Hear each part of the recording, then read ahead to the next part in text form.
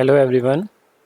Now in this video we will see how to use the click event or how to use the event handling in this Angular. For that, in this heroes component.html we will create an event known as click, and we will assign it to a function select heroes that will select the hero and will send it to the component.ts file.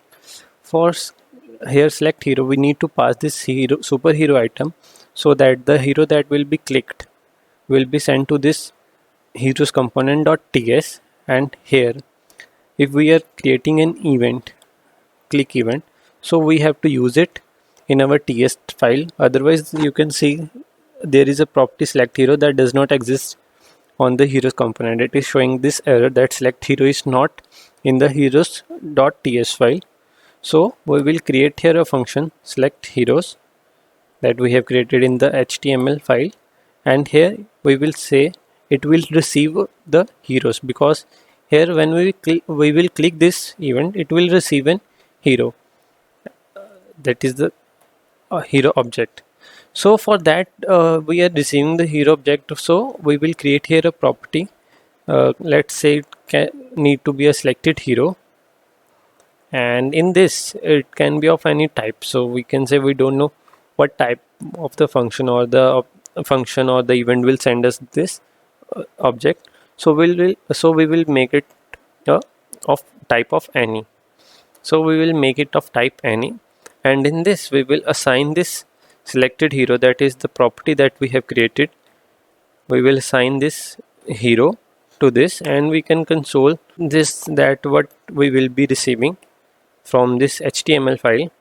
And according to us, when we are using this, now we need to display this selected hero on our HTML file. So now in this HTML file, we will create a h1 tag in which we will use the interpolation, that is the double must touch syntax, and in this we will write here this selected hero.